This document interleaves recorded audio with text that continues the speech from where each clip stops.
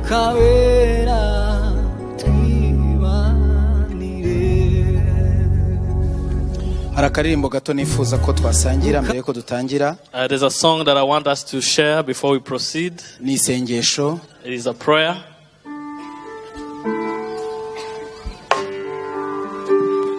Yesu shimwe.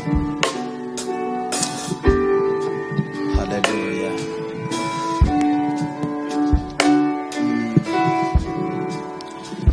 Ndagira ngo wibuke dufatikanye iyo ndirimbo dusenga Imana. So let's sing this song together. Utegura umutima wawe kuko Imana ndabizi kuri bukuganirize. As you prepare your heart because God is going to speak to you.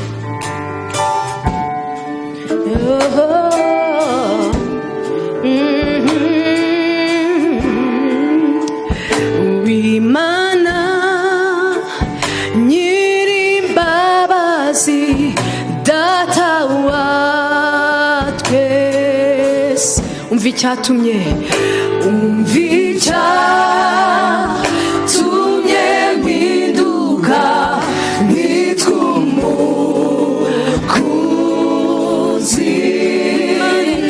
Wimana nyirimbabazi data wa twese, umva icyatumye mpinduka,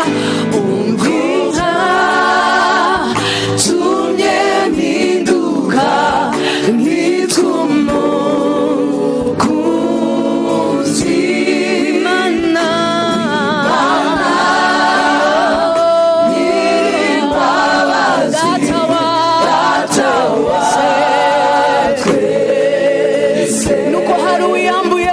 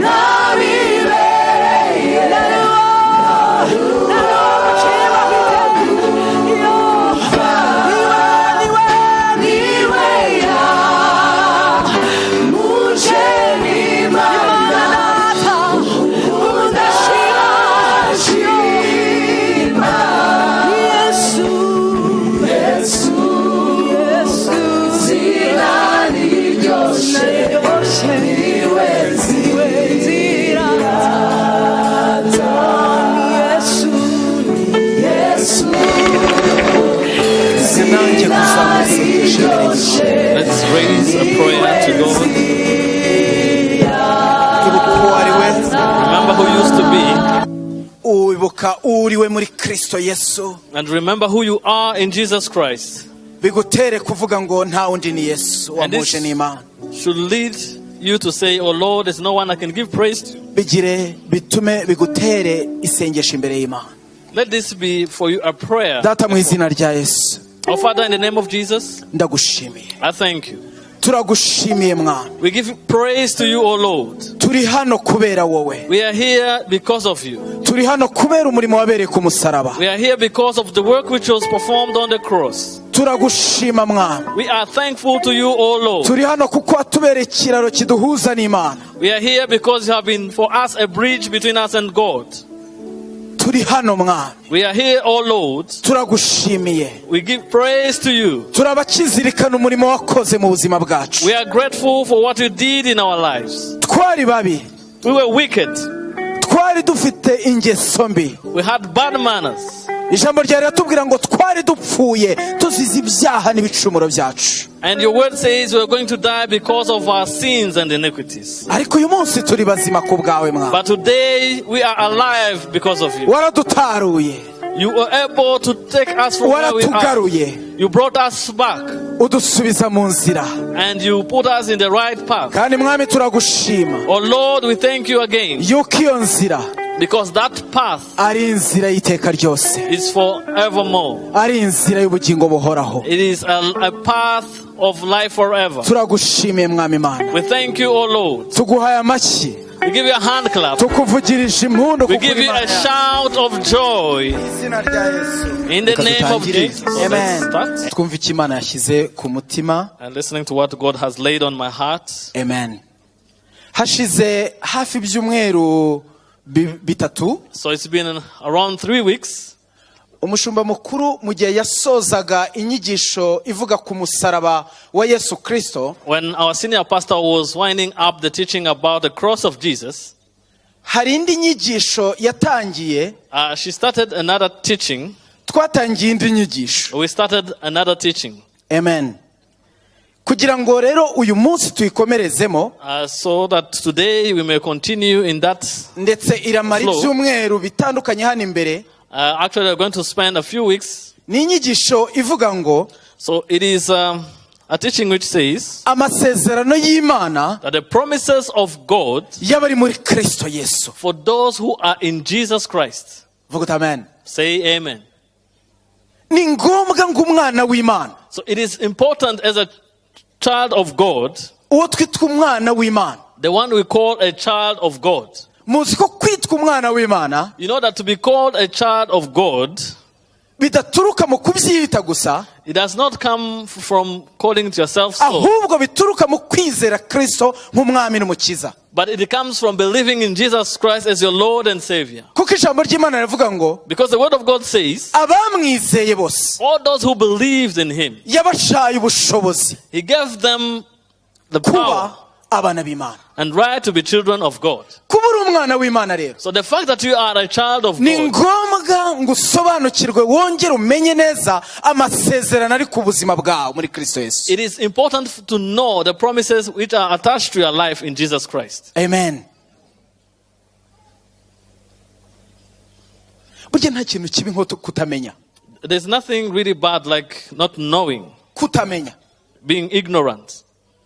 Ariko nta kintu cyiza nanone nko kumenya. And it is also such a great thing to be aware of things. Iyo umuntu amenya ukuri, When a person discovers the truth, arabohoka. they are set free. Niko ijambo ry'Imana ritubwira. That's what the word of God tells us. Yohana 8:31 ntabwo twirirwa tuhasoma John 8:31, we are not going to read, kugeza kuri 31:32. up to 32. Ijambo ry'Imana rivuga ngo iki? What does the word of God say? Muzamenya ukuri, That you shall know the truth, kandi uko kuri nimukumenya and once you are aware of that truth, kuzababatura. the truth shall set you free. Amen. Iyo umuntu amenya ukuri, When a person knows the truth, arabohoka. he's set free. Iyo umuntu amenya ukuri, When a person knows the truth, kumenya ukuri knowing the truth ni ukuba hari ubuzima wagenderagamo It means that there's a life you're going through. ni ukuba hari ubuzima wari uzi ko ariko kuri, There's a life you used to think that it is the truth. ariko ukagira gutyo ukahishurirwa ukuri kw'ibyo wabagamo. And then you get a revelation of what you're into. Bene data, niryo tangiriro ryo gukira kwawe. Brethren, that is the beginning of your salvation. Niyo mpamvu And that is why, kumenya ukuri to know the truth, bituma ubohoka, it sets you free. bituma ukira, It sets you free and it brings healing into your life. bituma n'imitekerereze yawe ihinduka, Even your thoughts are transformed. bituma uko warebaga ibintu bihinduka. Even the way you are looking at things, it changes. Amen. Kubwo kumenya ukuri gusa. Just because of knowing the truth. Niyo mpamvu dushimira Imana. And that is why we are thankful to God. Ukwezi kumwe amezi abiri 1 month or 2 araza gusiga will make us tumenye neza nk'abana b'Imana to know very well as children of God amasezerano ari ku buzima bwacu. the promises that are in our lives. Ndi wowe naha amashyi Yesu. If I was you, I would give a hand clap to Jesus. Amen. Uyu munsi rero So today, therefore, ni inyigisho ikurikiriye ku cyumweru. it is a teaching which is following the previous one we had Uyu last munsi Sunday. So today, hari irindi sezerano ryiza turi burebe. there's another good promise you're going to look at. Imwe mu isezerano Yesu yatanze ni menshi, There are so many promises that Jesus gave, agendana n'abamwizeye. attached to those who believe in him. Isezerano ry'uyu munsi tugiye kuvugaho So the promise we're going to talk about today nuko yavuze ngo is that he said, unywa amazi nzamuha he who drinks to the water that I'll give to him ntazagira inyota ukundi. will not thirst anymore. Sema amen. Say amen. Ndabihamya. So I'm attest. Unyoye amazi Yesu atanga, Whoever drinks on the water that Jesus gives, hari inyota ishira mu buzima bwe. there is a thirst which is quenched in that person's life. Unywa amazi Yesu amuhaye, He who drinks on the water that Jesus gives to him, hari ibyo yagiriraga inyota bigenda bihinduka mu buzima bwe. there are things that he used to have thirst for that are transformed in life. Amen. Tugiye gusoma. So we're going to read. Reka dusome So let's read. Yohana ibice bine nk'uko nari nabibabwiye, And John chapter 4, as I said earlier. kugira ngo twihute reka duhere ku murongo wa 5. So to save time, we are going to start from verse 5. Ni inkuru ivuga So it is a story about kuri Yesu avugana n'umusamariyakazi. a Samaritan woman when she met with Jesus. Dusome mu izina rya Yesu. So let's read in the name of Jesus. Nukagera mu mudugudu w'i Samariya witwa Sukara. So he came to a city of Samaria, which is called Sychar. So for those who have Bibles in other languages, you can read in the meantime to save time. Nuko agera mu mudugudu w'i Samariya witwa Sukara, bugufi bw'igikingi cya Yakobo. Yahaye umwana we Yosefu. Kandi aho hari iriba rya Yakobo. Nuko Yesu ananijwe nuko yagenze cyane, apfa kwicara kuri iryo riba. Hari nk'isaha 6. Umurongo wa 7. Umusamariyakazi aza kuvoma. Yesu aramubwira ati, mutuzi two kunywa. Kuko abigishwa be bari bagiye mu mudugudu kugura ibyo kurya. Ku murongo wa 9. Umusamariyakazi aramusubiza ati, kuri umuyuda nkaba umusamariyakazi uransaba ute? Ko ntaho duhuriye, ko ufite uri we nanjye nkaba mfite uwo ndi we, ni gute ushobora kunsaba amazi yo kunywa?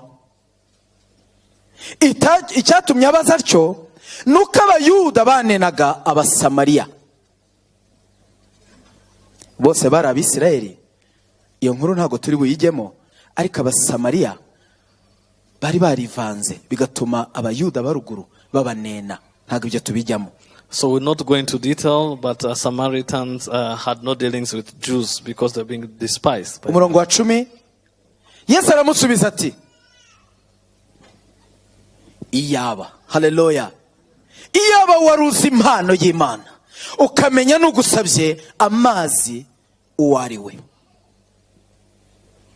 Nicyo iyaba wari uzi gusa uwo muhagararanye, ukaba uzi ugusabye amazi, ukaba umuhishuriwe, ufite ikibazo kuko utazi, utahishuriwe gusa uwo muri kumwe hano. Emphasis on verse 10. Jesus answered and said to her, if you knew the gift of God and who says to you, give me a drink, you would have asked him and he would have given you living water. Iyo umumenya ukamenya uwo ari we, nawe uba umusabye nawe akaguha amazi y'ubugingo. Amen. Undi ati, databuja, ko udafite icyo kuvomesha n'iriba rikaba rirerire, none se ayo mazi y'ubugingo wayakurahe?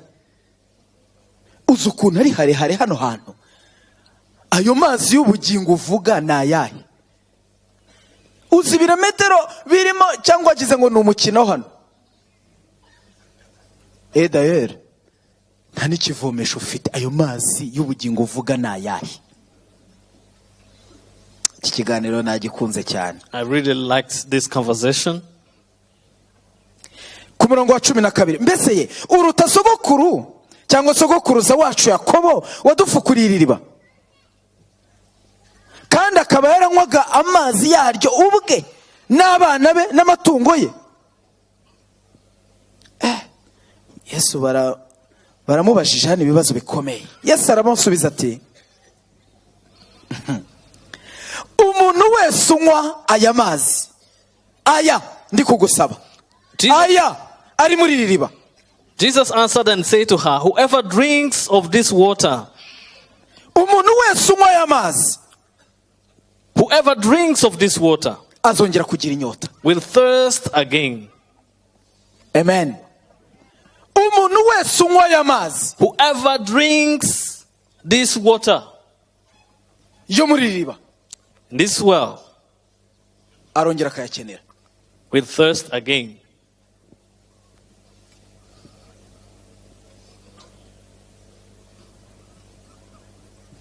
Umuntu wese unywa aya mazi ndi kugusaba azongera kugira inyota. Whoever drinks of this water will thirst again. 14. Verse 14. Ariko unywa amazi nzamuha, but whoever drinks of the water that I shall nazagira give inyota rwose, will never thirst, kandi iteka ryose.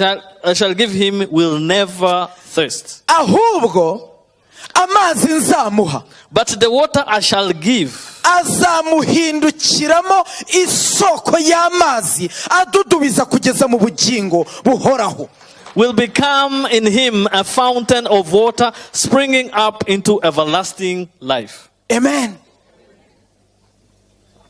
Mugore, tandukanya amazi. So distinguish the type of water, woman.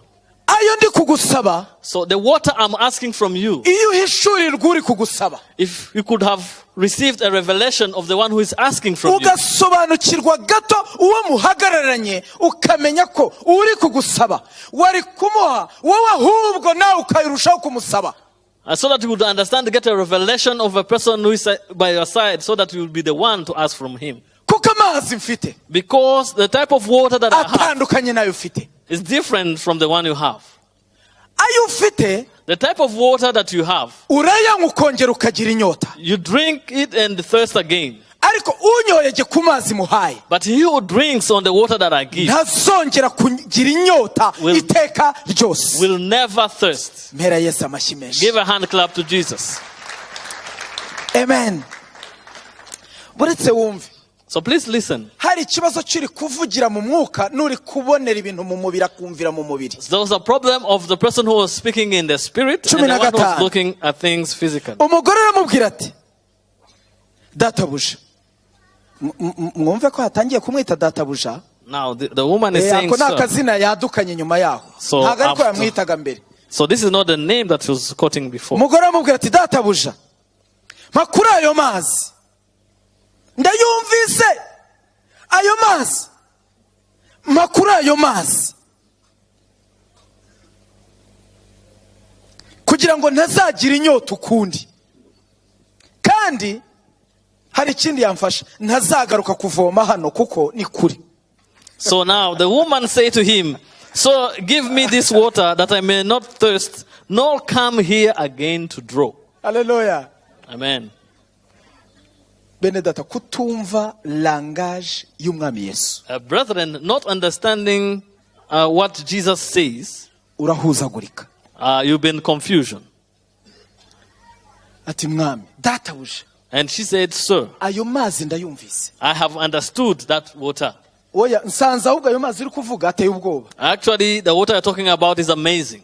Amazi atuma ntazongera kugira inyota ukundi. Water that will make me not thirst anymore. Ako bene data natwe abuyu munsi. Brethren, even us nowadays, Akoza amazi dusigaye tuzinduka tunywa. try to imagine the water we drink early in the morning. Ubu wadupima hano zingunguru zaba zanyowe mu gitondo. So you realize that we have consumed a lot of water. Amazi ya regime aya baraye bafite inyota. So for those who are on diet, those who are thirsty. Ariko ibaza kugira umuntu kubwira ngo ntuzongera kugira inyota ukundi. But now try to imagine a person who is telling you do not thirst anymore. Ntiyarasobanukiwe inyota yariyo. But she did not understand what thirst here means. Umudamu ati mpayo mazi databuja. Now the woman said, Sir, give me that water. Icyambere sinzongera kugira inyota ukundi. So first of all, I will not thirst anymore. Ikindi bizamfasha kuko And then it will help me because iri riba naho ntuye ni kure cyane. there's a great distance between where this well is and where I reside. Biramvuna. And it is really difficult for me.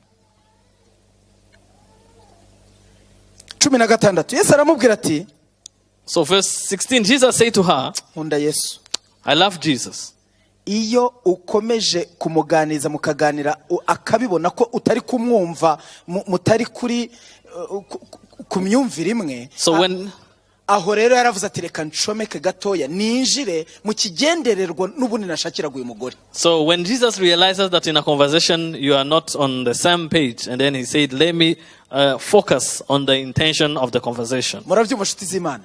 Do you understand this, friends of God? Yesu ni umunyabwenge. Jesus is very wise. Yesu ikibazo yari afite ntago ari probleme y'amazi. So Jesus did not have an issue of water. Ariko umwami Yesu kugira ngo akoze ku kintu icyo For the Lord to pinpoint, ashaka ahantu yakwinjirira ku buryo umwumva. he looks for a way so that you'll be able to understand. Kuko icyari kizanye umugore ari ukuvoma. Because the woman had come to draw water, Yesu ikiganiro yaragiteruye ahereye ku kizanye umudamu. so Jesus raised the conversation based on what had brought the Niyo woman. mpamvu yarahereye ku mazi. And that is why he started talking about water.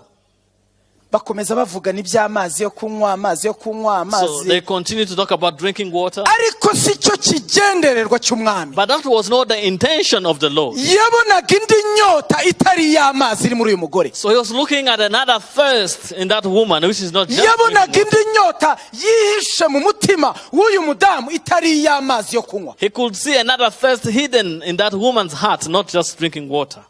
Kuko ari isezerano n'uyu munsi ntago twaba tukinywa amazi. Because otherwise, if it was literally this, today we'll not be drinking water. Ariyo mazi umwami yavugaga ntago twaba n'aka gacupa sinzi impamvu umwami agateretsa. If Jesus was talking about drinking water, we would not even have this Kuko bottle inyota here. yayo yaba yaragize gute? Because related thirst will have been quenched. Ariko However, ongera utekereze gato ngo aya mazi ni ayahe. we need to think about this type of water. Niyo nyota umwami avuga ni iyi. And which type of thirst that the Lord is talking about. Nicyo arimo arahishura hano. What is Jesus revealing here? Sema amen. This is what Jesus is revealing. Aha rero yarageze mu isomo hagati. So now he has reached at the core of his message. Ati reka rero ubu ninjire neza. And he said, let me now focus Kuko on the core of the message. twaganiriye. Because we're having a conversation. Nujya kuganira n'umuntu When you want to have a conversation with a person, ntuzahutiraho uhita umubwira ati you should not be hasty and say, kuri umupagani cyane. how comes you are so wicked? Oya. No. Hari mwene data umwe baduteraga inkuru There's a brethren who was telling us a story. ngo yabonye umuntu atambuka kuri poste hariya mu mujyi.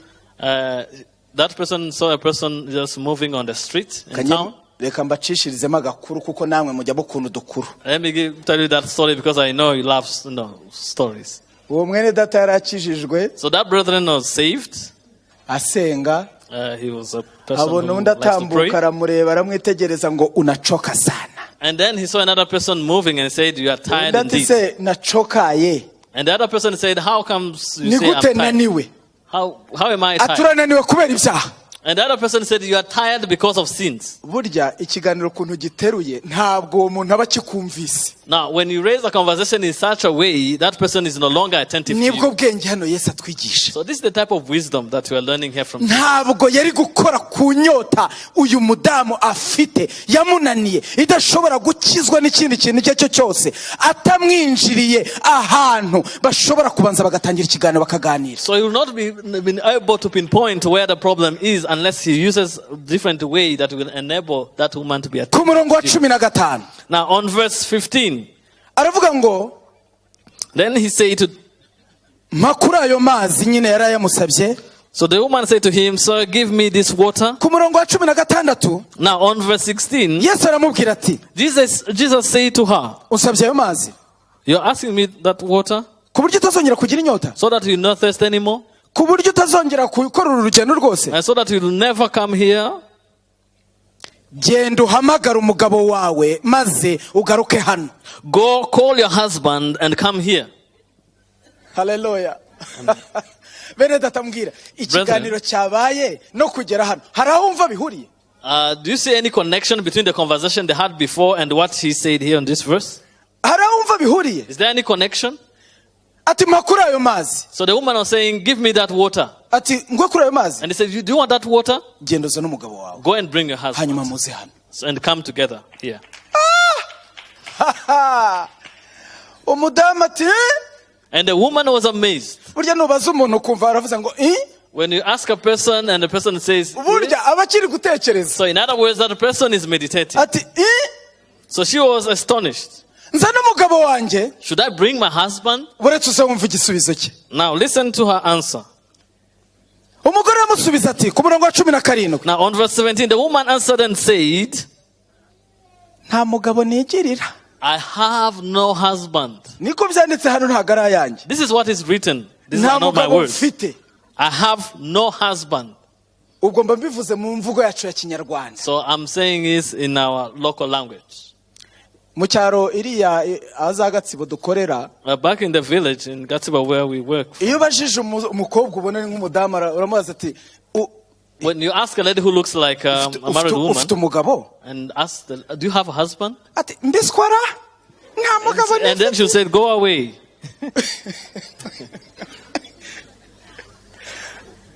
N'uyu mudamu ati reka nta mugabo mfite nawe. So this woman reacted in the same way and she said, I have no husband. Nta mugabo mfite. I have no husband. Yesu aramusubiza ati So Jesus said to her, uvuze ukuri you have well yuko udafite said umugabo that you don't have a husband. kuko wari ufite abagabo 5 For you had 5 husbands, n'ufite ubungubu wa gatandatu si uwawe. and the one who you now have is not your husband. Ibyo uvuze koko ni ukuri. In that you spoke truly. N'aba bandi bari abagabo. So they belong to others, those husbands. Umuntu yari yakubwira ijambo kumva arakurondoye wese. Has every person told you something that has turned you completely? Umugore aramubwira ati So 19, the woman said to him, oya databuja Sir, menye yuko uri umuhanuzi umenye gute ibyanjye. I perceive that you are a prophet. How comes you are able to know things concerning me? Menye ko uri umuhanuzi. I perceive that you are a prophet. Basogokuruza bacu basengeraga kuri uyu musozi. Our fathers worshipped on this mountain. Namwe abayuda mukagira ngo Yerusalemu niho hakwiriye gusengerwa. And you Jews say that in Jerusalem is the place where you ought to worship. Yesu aramusubiza ati So Jesus said to her, mugore nyizera, woman, believe me, igihe kizaza the hour is coming ubwo bazaba batagisengera data kuri uyu musozi cyangwa Yerusalemu, when you will neither no worship nor in Jerusalem worship the Father. dore mwebwe musenga icyo mutazi, You worship what you do not know. ariko twebwe dusenga ibyo tuzi kuko agakiza kava mu bayuda.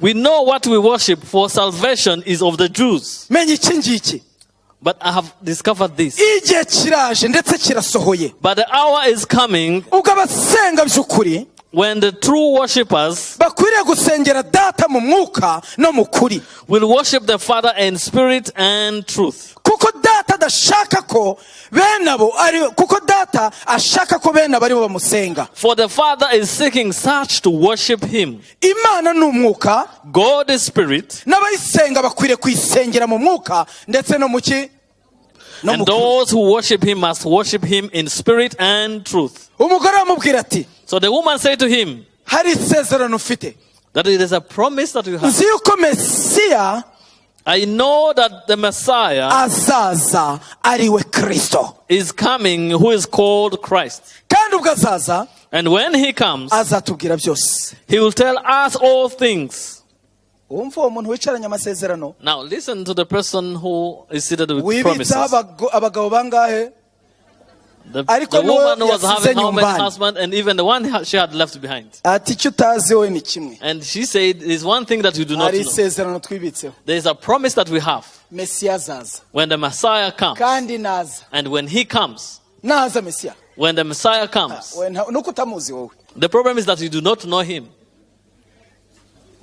naza azatubwira byose. When he comes, he will tell us all things. Yesu aramusubiza ati, And Jesus said to her, Yesu aramusubiza ati, so Jesus said to her, amusubiza ngo iki? what did Jesus respond to her? Abari gusoma amusubiza ngo iki? For those who are reading, what did Jesus respond back? N'igihe turimo turavugana. I who speak to you, I am he. Haleluya. N'igihe turimo turavugana. I who speak to you, I am he. Niyo naba ndekeye aho. So let me adjourn here. Inkuru itangiye atazi Yesu, So the conversation started when she didn't know ariko Jesus, irangiye amenye umwami. but in the end she was able to know the Lord. Uravugana n'utazi, You are speaking to the one you do not know. ariko However, wigumana iby'amasezerano. do not just keep the promises. Uwo muri kuvugana. So the one you are speaking Niyo with. mpamvu nakubwiye kuva kare. And that is why I told you even from the Iyaba wari beginning. uzi gusabya amazi. If you knew the one who asked you for water, Iyaba wari uzi gusabya if amazi. you knew the one who asked for water, Nawe ubuprofesi ukagira icyo umusaba. you will have taken this opportunity to ask We something. kuko to that person. niyagwa nk'ayo umuhaye. Because you not give you water like Aye. the one you give back. Because his Amara water inyota. quenches your thirst. Yesu ashimwe cyane. Praise Jesus indeed. Reka nongere ngaruke gatoya ahangaha. Let me go back to this Kuri 14. on verse Kuko 14. niho mu isomo hagati. Because this is the core of the message. Ntabwo icyari gishishikaje umwami wacu ari amazi yasanzwe yo kunywa. The Lord was not zealous about drinking water. Hari ikindi umwami yashakaga. There is something else that the Lord was looking for. Icyo nicyo yaje kugera hagati aramubaza. And this is what he even asked him in the middle of the Niba conversation. ushaka ko nguhaye amazi akakumara inyota, And he said, if you want me to give you water so that it can quench your thirst, genda unzanire umugabo wawe, go and bring your husband hanyuma ugaruke hano. and come back here. Aho niho ibintu byabaye hatari. And this is where things really became Ariko ko serious. mwabyumvise umugabo yaraje cyangwa ntiyaje? So now, as you heard, did the husband come? Yaza atese. How would he be able to come? Ko burya abagabo binjira kuriya kwinjira babinjira kuriya. Because husband who behave in such a way, Niyo urya muntu ahantu yinjiye nubwo yagufata ukuboko mukajyana ntushobora gutambukana n'uwo mugore. such husband cannot Kuko depart ni from ibintu that woman. bikorerwa mu mwijima. Because what they do is done in the darkness. Ariko ndashaka kubayishurira iki kintu umwami nanjye yampishuriye. But I want to reveal to you this that are Ari also naho received from the isezerano Lord. ryacu nk'abana b'Imana. And where the promises is as children of God. Nta kibazo Yesu yari afite ku mazi yo kunywa. Jesus did not have an issue about drinking water. Cyari igishushanyo cyo kugira ngo gusa abashe kuboza gukora ku mutima w'uyu mugore. It was an illustration to be able to touch the heart of that woman. Amen. Amen. Ijambo ry'Imana riravuga kuri 14 So the word of God says on verse 14, ngo unywa amazi nzamuha but whoever drinks of the water that I shall give him ntazagira inyota rwose iteka ryose. will never thirst. Bishatse kuvuga iki? So what does it mean?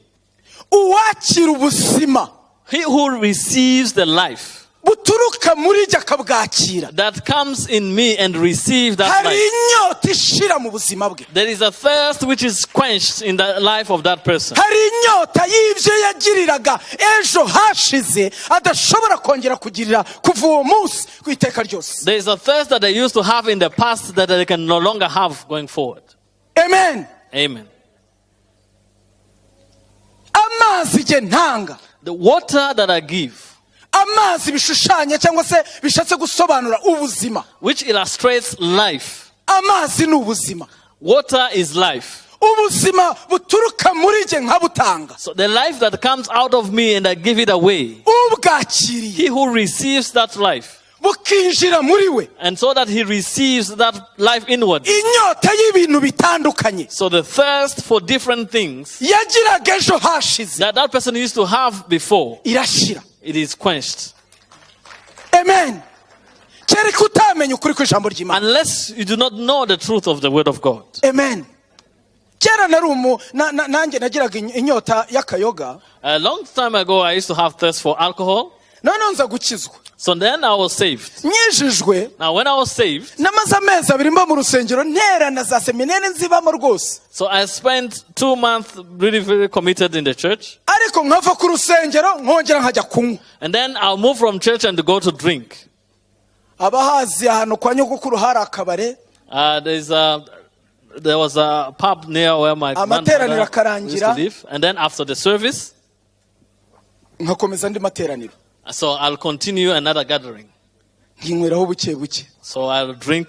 Nicyo natangireyo mbabwira. And this is what I said at the beginning. Ukuri nari nsohoyemo. So now the truth that I known at that time, I was going through the same truth. Ariko Imana ibihishuye ukundi. But when God reveals it in another way, hindura. You need also to change. Utangire ugende mu kundi kuri. And then start walking in the truth that you discover. Uko nagiye numva ijambo ry'Imana. So as I continue to hear the word of God, uko nagiye numva ukuri. As I continue to hear the truth, numvise icyo Imana ishakaho. When I understood what God was expecting from me, numvise umuhamagaro w'Imana uri ku buzima bwanjye. When I understood God's calling upon my life, umwuka wera ashimangira mu mutima wanjye. So the Holy Spirit emphasized in my heart yuko ntabifatikanya no kunywa inzoga. That I cannot continue to do that together with drinking alcohol. ijambo ry'Imana risohora mu mutima wanjye. So the word of God, I was able to understand it in my heart. yuko kuzura vino. That instead of being filled with wine, I should be filled with the Holy Spirit. Give a hand clap to Jesus. So a person who is not convinced by the Holy Spirit to be able to get rid of something, burya kireka hano yakurira indege yagera aho ngaho mu bantu b'uruhu rwera agakomeza bwa buzima. They may stop here, but if they take a plane and go to a different place, they continue the same life. Actually, it doesn't even require to go far away. Even though it doesn't really go far from where he is. So if you go to a further place, but I thank God, the water that Jesus gives is water that quenches our thirst. Amen. Amen. Nukuri singiye kubabeshya. Surely I'm telling the truth. Nubwo wandaza muri stoke yazo. Even though I can sleep in a store of alcohol, I will not have that thirst for alcohol. I will not even feel like testing. Whatever you can do, because in me that thirst has been quenched, and it has been quenched by Jesus Christ. So there are different types of thirst. There's thirst for alcohol. But as I was reading about this woman, she had thirst for husbands. I'm not lying. Try to imagine 5 husbands and even the 6th one. It was, she had a great thirst. So imagine the first one, the second, the third, the 4th, the 5th. So there was something in her that was pulling. There was something in her which was pulling. And that is why, friends of God, you need to understand this. And there's a person who has a life like this. And you may ask a person, how comes you have such lifestyle when you come to the house of God? ajya kwisanga akisangana n'uyu mugabo ejo akisangana n'uriya ariko mukuri niyo nawe wamubaza mu bitekerezo bye And if you ask that person, who will not be able to explain. They always find themselves with one husband and another and so forth. vanaho n'ikintu cy'amafaranga Put even Atari aside, n'amafaranga. it may not even be an issue of money. ikibazo kiba kiri mu mwuka. So because there's a problem in the spirit, muri we haba hari ikintu gikurura abo bagabo. in that person there's something that pulls those husbands. niba to atari her life. imari ufite urimo uracuruza ariko muri wowe harimo umwuka ukurura. So it means there is a spirit in that person that brings, that pulls, urareshya that entices, nabo bakaza. and so that they can come.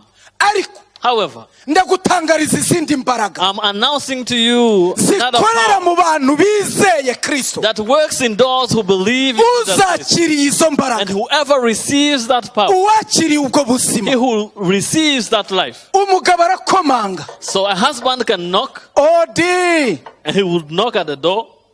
ebona bategereza karibu bakayibura, And when as they wait to be welcomed in vain. hagasohoka umuntu But when a person comes out ugisa kwa kundi who looks the same way, ariko muri we but inwardly habaye impinduka. there has been a change.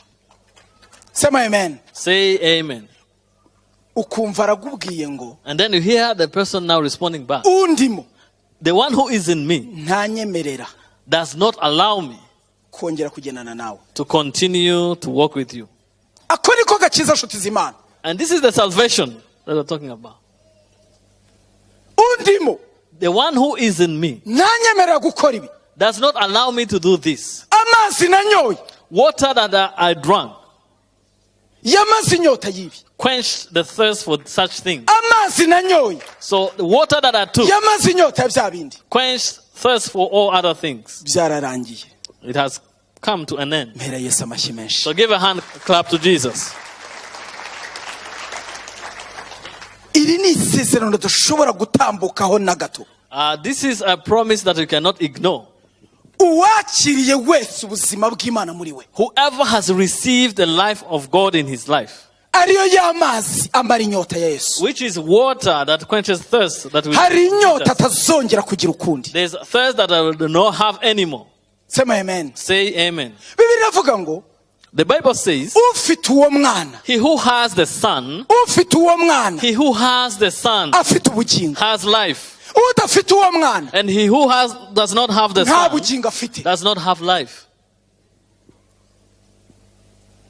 amen. Amen. niyo mpamvu wicaye hano That is why if you are seated here, sobanukirwa iki kintu. you need to understand this. ufite ubugingo cyangwa ntabwo ufite. Do you have life or do you not? kuko impamvu mbivuze aka, Because the reason why I'm saying this, uyu mudamu nubwo yari muri ubu buzima this woman, even though she was this life, yari yibitseho amasezerano. she kept promises. yari umwuzukuruza wande wa Yakobo. She was coming from the lineage of Jacob. yari umwuzukuruza She was the w'Aburahamu. daughter of Abraham. yari umwuzukuruza wa Isaka. She was the great granddaughter of Isaac yari umwuzukuruza wa Yakobo. and even Jacob. kwitwa umwuzukuruza wabo ngabo, So to be called a great granddaughter hari amasezerano of those abakuru. people, it's because there were promises. amen. Amen. ariko However, kugira amasezerano to have promises, ukagira ubuzima buhakana ayo masezerano, but have a life that contradicts with the promises, kugira ayo masezerano to have promises, nubeho nk'umuntu utegereje icyo wasezeranijwe, and you do not live according to the promises you are expecting, ni ubusa. it is in vain. niyo mpamvu umwami And that is why yaje akareba the Lord came and uwo observed mwuzukuruza wa Yakobo, that great granddaughter of Jacob, wari wibitse andi masezerano akomeye, who had really great promises. bategereje Mesiya. And she said, I'm waiting for the Mesiya ariwe Messiah, Kristo, who is Christ. yuko azaza. And she was expecting him to come. bene iki kinyoma Now, such a lie, abantu benshi bakunze kucyicaraho, so many people also fall in the same trap. bagategereza isezerano. They wait for a promise, nta masezerano y'Imana ari ku banyabyaha. there are no promises of God upon sinners. icyo babwirwa ni kimwe, kwihana no gukizwa. So what is expected from them is repentance and salvation, bakinjira mu byasezeranijwe. so that they can enter into the promises. Sema amen. Say amen. Buriya ntuzibeshye, Never deceive yourself. hari ibintu bitazasohora ku buzima bwawe. There are things which will not be fulfilled in your life. Nubwo waba warazamutse imisozi ubitsa amakaye n'amakaye Even though you may have climbed mountains and written down so many things y'ibyo wasezeranijwe, of the promises, hari bitazasohora there are some of those things that will never be fulfilled biturutse just because ku buzima ubayeho. or because of your lifestyle. Haleluya. Nitwe dutebutse amasezerano. So it is up to us to quicken the promises. Navuze ngo nta masezerano ari ku banyabyaha. I say there are no promises on sinners. Icyo basabwa ni kimwe, So what is expected from them is one, is to repent no kwizera and to believe uw'Imana yatumye. the one God has sent. Nicyo That's only. barangiza And then bakinjira enter mu byasezeranijwe. into the promises.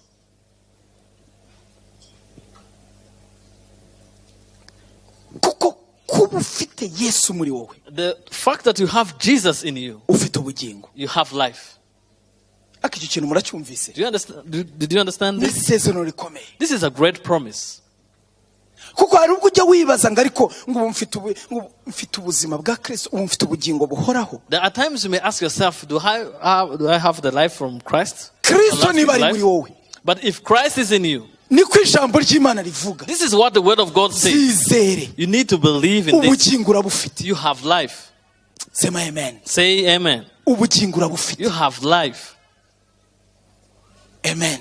Amen. Nicyo rero Yesu yashakaga kurema And this is what Jesus wanted the woman to understand mu buzima bw'uyu mudamu. and to create in the life of this woman. Wakaguma ku by'amazi yo kunywa, kudushira The woman will inyota. continue to emphasize on drinking water Ni na kure ahantu tuvoma, and ni saying kure. there's a long distance from where we draw water and where I stay. But Hari ikindi nshaka, hari undi muti nshaka kuguha Jesus wanted to prescribe another ku medicine buryo to that woman uzinukwa burundu so that you no longer have thirst buriya buzima. and that life. Kandi And nyuma yo kwitandukanya nabyo, now, after getting rid of that, hari isezerano ryo ku buzima bwawe. there is a promise upon your life. Aha ngaha kuri 15 On verse 15. cyangwa tukiri naho ngaho 14. And even still on verse Unywa 14. amazi nzamuha But he who drinks of the water that I shall give him ntazagira inyota rwose iteka ryose, will never thirst. ahubwo But amazi nzamuha the water that I shall give him azamuhindukiramo isoko y'amazi, will become in him a fountain of water azamuhindukiramo isoko y'amazi will become in him a fountain of water adudubiza springing up kugeza into ku bugingo buhoraho. everlasting life.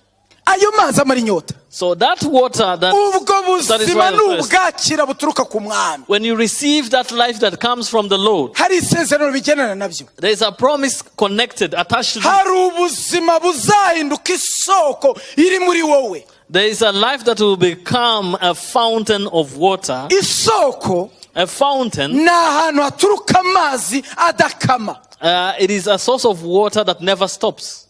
akomeza gutemba. And the water continues to flow.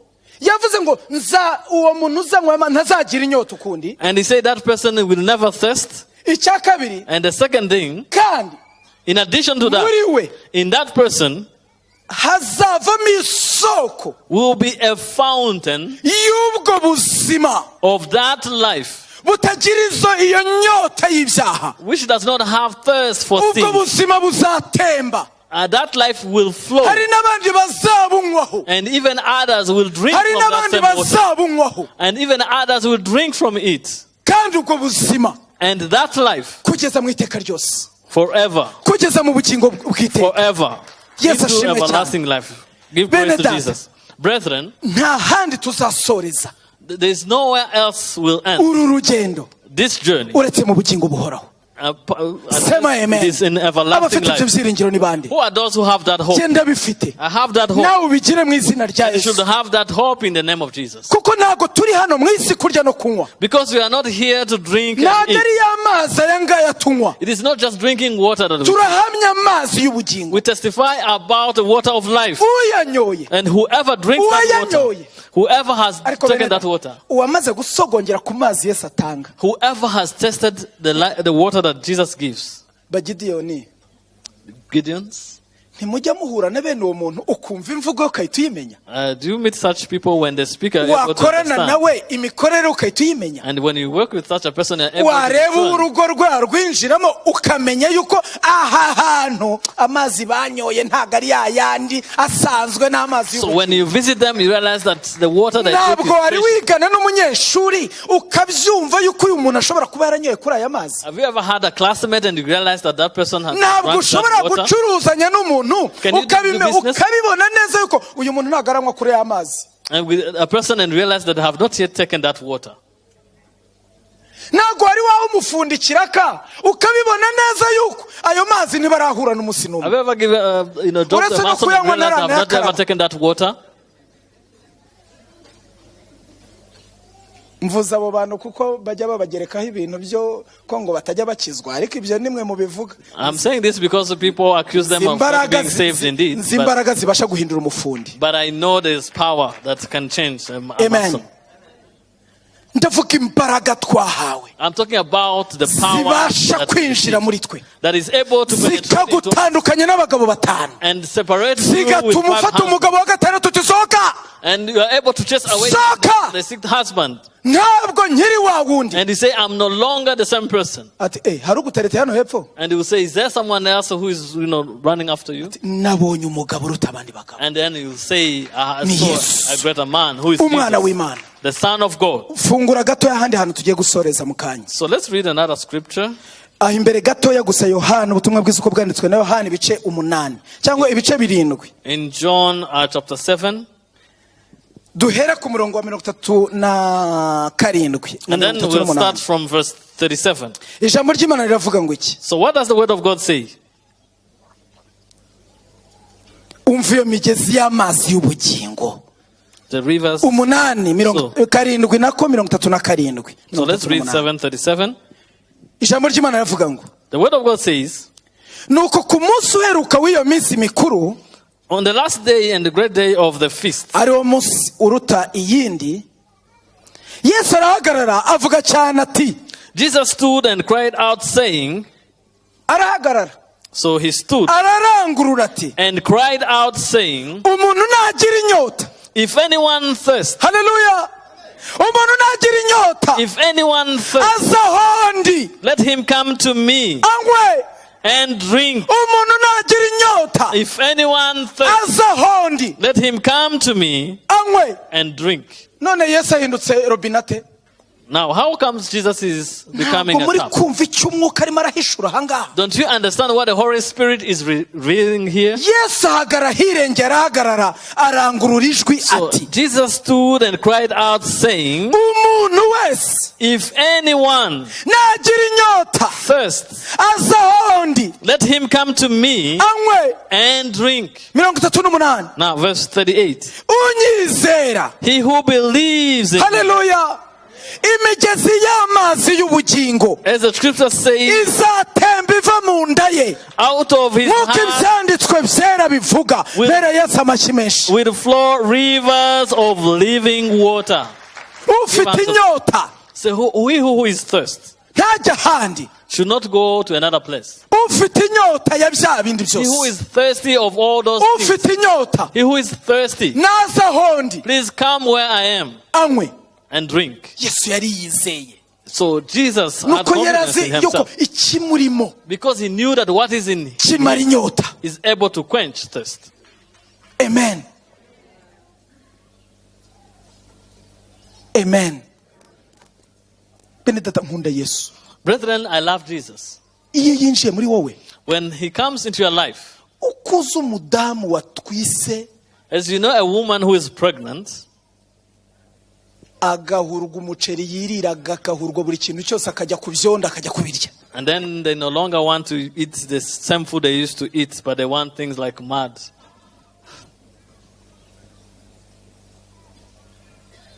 haruranga wajyaga wifatira barafu akayihekenya barafu ntariko ari amenyo wakoze gukira mu byuma cyangwa we used to take ice and ariko biraterwa n'iki. But what is the trigger? hari akantu kinjiye. It's because there is a change that has happened. iyo ako kantu kinjiye, So when that change abamama has taken place, barabizi kundusha. women who are here, they know this better than I. hari ubuzima bugendana n'uwo muntu. So there's a lifestyle you have to niko n'umuntu wakiriye Kristo. So the same way a person who has hari ibintu bimwe atangira guhurwa, there are certain things they hari ibintu bimwe atangira kwigizayo, are discussed about certain hari ibintu things bimwe atangira n'ibyo yakundaga n'ubuzima bwe bwose. even the things they used to life, ati jewe sinshobora kubirara niyo byagera bite, where he used to say I cannot spend whole day without doing this. But there's change. uzi mvuze ibiki? What did I mention? wowe nawe ufata ibyawe wiyongerereho. So you can even add your own things. nanjye mfite ibyanjye, I also have my own things. ariko ndavuga Yesu. But I'm talking about Jesus. hari isezerano rigendana n'umuntu wamaze kwakira Yesu. So there's a promise connected to the one who has already received Jesus. ku cyumweru twize neza So last Sunday we learned a very good lesson. Yohana 11. John chapter 11. nijye kuzuka, I'm the resurrection nijye bugingo. and life. niyo waba warapfuye, Even though you are dead, ariko ukaba uri muri jye, but when you are in uzabaho me, iteka ryose. you live forever. iryo ni isezerano rikomeye. This is a great promise. bene data, abana b'Imana, Brethren, children of mumenye God, yuko hari amasezerano ari y'Imana ari muri mwe mwebwe abizera. you should know that there are promises connected to your life. hari You who are believers. amasezerano y'Imana There are- agendana n'abizeye Kristo. There are God's promises connected to those who believe in Jesus Christ. Amen. Amen. harimo kuzasoza tuzabona ubugingo buhoraho. And we'll have everlasting life. ariko hagati aha ngaha, And in the meantime, Yesu wamaze inyota y'uyu mugore Jesus who quenched the thirst of this aracyari woman wa wundi, is still the same. ntahinduka. He does not change. uko yari ari The ejo same way he used niko ari to n'uyu be, munsi, the same way he ni is nako today, azahora. and the same way he ariko continues. aravuga aranguriye ijwi ngo, And he's saying with ufite a loud voice, inyota whoever naze thirsts, let him come anywe, and drink. kandi And unyizera whoever believes in me, imigezi y'amazi rivers izongera idudubiza iva mu nda ye. will continue to flow from. ibyo ngo yabivugaga So he said this, yerekeje ku mwuka wera abantu bari kuzahabwa. talking about the Holy Spirit that people are going to receive. uwakiriye Yesu afite uwo mwuka, Whoever receives Jesus has. kandi bibiri ikongera ikavuga ngo And the Bible says, uwo mwuka naza when the Spirit comes, azenda ku byanjye abibahe. he will take part of mine. uwo and give it mwuka to you. naza When that Spirit comes, azabemeza iby'ibyaha. and he will convince you uwo about your mwuka sin. naza When that Spirit comes, azahishura. he will uwo reveal. mwuka naza When that Spirit comes, azabaha imbaraga he will give you power zo kunesha. to overcome. uwo mwuka naza When that Spirit comes, azakorera muri mwe he will work in you ku buryo ingendo mwagendaga so that the atabari journeys you used to muzamukigenda. take. uwo mwuka naza When that Spirit hari comes, ubuzima bw'Imana buzatangira kuremeka mu buzima there bwanyu. is a God's life that will ufite come into your inyota life. So whoever has naze this, let him come anywe and drink. mu izina rya Yesu Kristo. In the name of Jesus ijambo Christ. ry'Imana twasomye cyangwa ntabwo twigeze turisoma So the word of God, riri muri Yohana wa mbere, which is in 1 John, bitandukanye n'ubutumwa bwiza Yohana igice cya mbere, Yohana wa mbere. so now here it is in 1 John Amen. 5:12. 5 verse 12. ijambo ry'Imana riravuga ngo iki? What does the word of God say? ufite uwo mwana, He who has the Son, ufite uwo who mwana has the Son, ninde hano? who has the Son, ufite uwo mwana who has the Son, ninde urahanga ufite uwo who mwana? is here who has the Son? ndashaka kumenyesha ngo ufite ubugingo. I want to tell you that you have life. Sema amen. Say amen. ufite ubugingo, You have life. ufite ubugingo. You have life. ufite uwo mwana He who has the Son afite ubugingo. has life. ariko hirya gato, But as you, udafite uwo mwana he who has not have the Son nta bugingo afite. does not have life. Birababaje, It is pitiful. ariko haracyari amahirwe. But there is still chance. Amen. Igihe cyose ugihumeka So whenever you're still alive, haba hakiri amahirwe there is still an yuko opportunity nawe ubugingo that butaha mu buzima bwawe. you can receive Mwanyemera that life. mugahaguruka into tugasenga you. Imana. So please stand up so that we can pray. Amen. Yesu shimwe. Hari amasezerano There are promises agendana that are connected n'abizeye Yesu to Kristo. those who believe Hari in Jesus Christ. amasezerano, There are promises hari isezerano There is a riri promise ku buzima bw'uwizeye Yesu which is Kristo. in the life of the one who received Jesus Christ. Icyambere, The first thing, hari ubuzima buremeka muri wowe. there is a new life which Hari amazi Yesu atanga there's water that Jesus gives. atari ya yandi yacu. Not like our Ayo water. mazi ni ubuzima atanga. So that water gives Ubwo life buzima bugahindura imitekerereze n'imikorere yacu. so that that life can change our Unyoye mindset. kuri ayo And mazi whoever drinks on that ntabwo water azongera kugira inyota ukundi. will never thirst again. Amen. Amen. Unyoye kuri ayo And mazi he who drinks on that water ntabwo azongera kugira inyota will ukundi. not thirst again. Unyoye kuri ayo mazi, Who drinks on that water? bimbwire mugenzi wawe urari iruhande Tell your rwawe neighbor. uti unyoye kuri ayo mazi He who drinks on that ntabwo water azongera kugira inyota ukundi. will not thirst Hallelujah. again. Unyoye kuri ayo He mazi who drinks on that water ntabwo azongera kugira inyota will never thirst ukundi again. iteka ryose. Will never thirst. Bibiri avuga ngo iteka ryose. The Bible says Bibiri forever. avuga ngo iteka ryose. Forever. Iteka ryose. Forever. Uwanyoye kuri ayo mazi Who has afite taken uko that asa, water? afite uko akora, He has a way he afite looks uko like, abayeho, how he kuko hari works, ubuzima how he bwinjiye muri we. lives, because it's life that he has received. Yesu arahamagara n'uyu munsi. So Jesus is still calling Bibiri even avuga today. ngo, The Bible says, ahagarara ahirengeye, so he stood aravuga ngo and cried out, ufite inyota and he said, he who is thirsty, naza ahondi let him come where I am anywe. and drink. Amen. Nta handi washirira inyota, There is nowhere else where you can quench your thirst. nta handi, Nowhere else ni kuri Yesu gusa but at Jesus only. wenyine. Jesus only. Haba hano hari umuntu ushaka kwakira Yesu nk'umwami n'umukiza w'ubugingo bwe. Is there a person who wants to receive Jesus Nta as soni his biguteye. Lord and Savior? Should not be Ushobora kuza ashamed tukagusengera because of this. mbere yuko dusenga. Please come so that we can pray for you. Ese waba wari warataye Imana Or have you strayed from God ukumva ushaka kongera kwiyunga n'Imana? and you want to reconcile yourself? Nawe ufite God. ibyanditswe uzi You also have scriptures that you know, bivuga neza ukuntu Mesiya azaza. which says well how the Messiah, Urabizi neza ko azaturuka mu bicu and you know that he'll come from the cloud, tukamusanganira. and so that you can welcome. Ese mu bazamusanganira nawe urimo? But are you among those who are going to welcome him?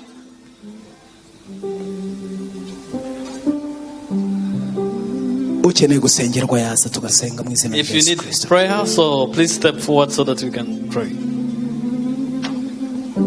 Yesu shimwe. Data turagushima. Oh Father, we thank you. Reka uri nawe utangire usenge mu mutima wawe. As you are, Ni iyihe nyota wumva ufite? which thirst do you have? imigezi y'amazi y'ubugingo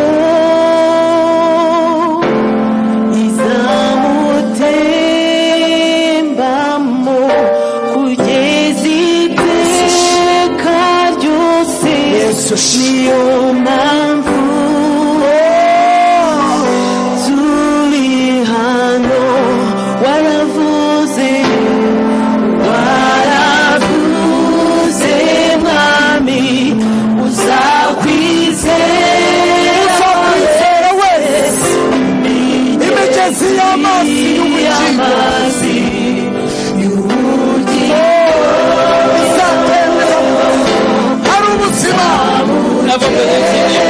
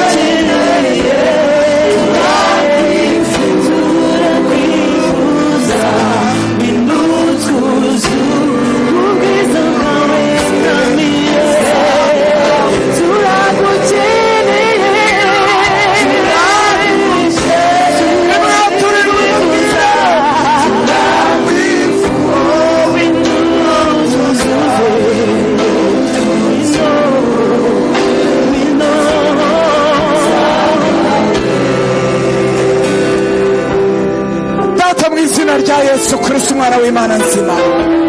Reka usengane nanjye mu izina rya Pray Yesu. with me in the name of Jesus. Tangira umushimira yuko Stop thanking Him Yesu ari muri wowe that Jesus is kandi ubwo ari muri wowe and as He's in you, yuko ufite ubugingo you have life ndetse ubugingo buhoraho. and life. Ijambo ry'Imana ryatubwiye ngo So the word of God told us, ufite uwo mwana he who has the Son afite ubugingo. has life. Muzamure ibiganza umubwire uti ndagushima mwana, Raise your hands and uti say, "Oh, ndagushima Lord, thank you. I thank you kubw'ubwo bugingo mfite because of data mu the izina life rya Yesu Kristo umwana w'Imana nzima. Ndagushima mwana, ndagushimira kubw'ubuzima bwawe bwatashye muri jye Mana. Ntabwo nari kure cyane y'uyu mugore. Uyu mugore yari afite ibye, nanjye nari mfite ibyanjye. Oh yes. Ariko muri aka kanya mwana, uko wamusanze niko nanjye wansanze. Uranyinginga, urambwira ngo nyizera wakira amazi ntanga, ntabwo uzongera kugira inyota ukundi. Mwami Yesu, Mwami Yesu, Mwami Oh Yesu, Lord Jesus. ndagushima ko ari inyota yashize mu buzima Oh, bwanjye, mu the thirst bugingo which has bwanjye. been quenched into my life. Yes. Ndagushimira kutanga ibirenze amazi yo kunywa. I thank you for giving me what Uriya is mwana beyond utanga thinking. ibirenze amazi yo gutekesha. You give what is beyond, Uriya Yesu utanga amazi arenze yo kwiyuhagira. and the water beyond. Amazi yawe ni ubuzima. Your life, water is life. Yes. Jesus, Ndakwinginze mwana, I plead ndoreka kuva uyu munsi that from today on, twizere mwana let's believe yuko ubwo twakwakiriye that as we have received you, dufite ubugingo. we have life. Reka kuva uyu munsi Starting from today, twizere neza let's believe kubwo ko twakwakiriye the fact that we have received hari ubuzima bwawe butuye muri twe. this life that Ahubwo kuva uyu munsi mwana, and starting from today on, reka hagire ubuzima bwawe butangire bugendere muri twe. let your life continue Reka to grow. butangire butembe Let it continue to mu flow. izina rya Yesu Kristo In umwana the w'Imana name of nzima. Jesus Christ, the Son of God. Urakoze mwana, Thank you, Lord. icyubahiro kibi cyawe Glory be yours. mu izina rya Yesu In Kristo the umwana name w'Imana of nzima. Jesus Christ, the Son of the living God. Tugiye gusengera abarwayi. So we are going to pray for those who are sick. N'Imana ishobora byose. He's the Almighty God. Yizere So believe in Him dusenge Imana. and let's pray to Him. Data mu izina rya Yesu, Oh Father, in the name of Jesus, mu mibyimba yawe through your bruises, niho dukirira indwara. we are healed of all. Urategeka bikaba When you command, it is ni established. mu izina rya Yesu Kristo. In the name of Jesus, Natwe mwami duhagaze hano we stand here twirukana uburwayi as bwose we chase away mu all mibiri yacu, in our body, mu mubiri w'uyu mupapa, in the body of mu mubiri w'uyu mumama, this mu woman, mubiri w'uyu musore, this young mu man, mubiri w'uyu mukobwa, this young lady. mu izina rya In Yesu, the name of Jesus, kugira ngo uyu munsi so that from today umubiri we muzima the life atangire gukorere and may start, that person may start working afite amagara mazima. with good health. Natuye amagara mazima I proclaim good health kuri twese mwana on all of mu us izina rya Yesu in the Kristo, name of Jesus, kuko mwana because of, indwara ntabwo ziguhimbaza. sicknesses is Ariko not muri aka different. kanya And now turirukanye uburwayi hagati take yacu away sicknesses mu from izina rya Yesu in Kristo. the name of Jesus Christ. Turagushimiye mwana We thank you, O Lord, kuri Imana ikora that you are God ibirenze ibyo tuzusaba. who does what goes beyond. Uwiteka mana, Oh Lord, reka amazi y'ubugingo let your living water aturuka kuri wowe, that comes from you, aturuka kuri wowe. that comes from you. Watubwiye ngo ufite inyota wese naze. You said whoever has thirst, Turaje mwami, we are coming. tutubiza tunyweho, tutubiza tunyweho. Let us drink from Mwami iriba ni the wowe, because you are ni the wowe ribu riba rizima, you are the living ritari God. irya Yakobo, Not ritari like the irya one of Isaka. Jacob, not like the one of Oh Yesu, Oh ni Jesus. wowe ribu, ni wowe iriba It is you, the well, mwami tutunywaho that we drink from. tugashira inyota And so that our thirst is ntituzongere kugira inyota and so ukundi. that we do not thirst anymore. Turagushimiye We thank you ko ari wowe riba ryacu. because you are our living. Turakwizeye, We trust you. turakwiringiye We trust mu you izina in rya Yesu the Kristo. name of Jesus Christ. Komera umwami amashyi menshi. Give a hand clap to Jesus. Amen. Amen. Twaje kwiriba, twaje kuvoma, tudubiza mana yacu. Twaje kwiriba, twaje kuvoma, tudubiza mana tunyweho. Twaje kwiriba, twaje kuvoma, tudubiza mana tunyweho. Tudubiza mana tunyweho. Oh, tudubiza mana tunyweho. Oh, tudubiza mana tunyweho. Tudubiza mana tunyweho. Tudubiza mana tunyweho. Tudubiza mana tunyweho.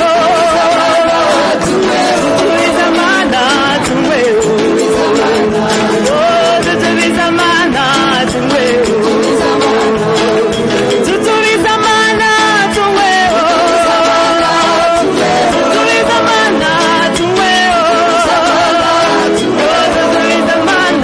tunyweho. Tudubiza mana tunyweho. Tudubiza mana tunyweho. Amen, amen. Reka dukomere Imana amashyi.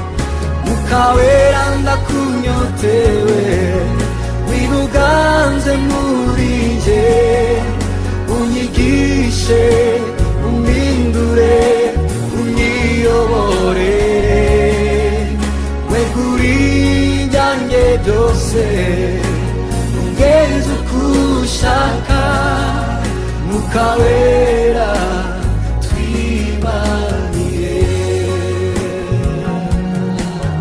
Mukawera twibanire. Mukawera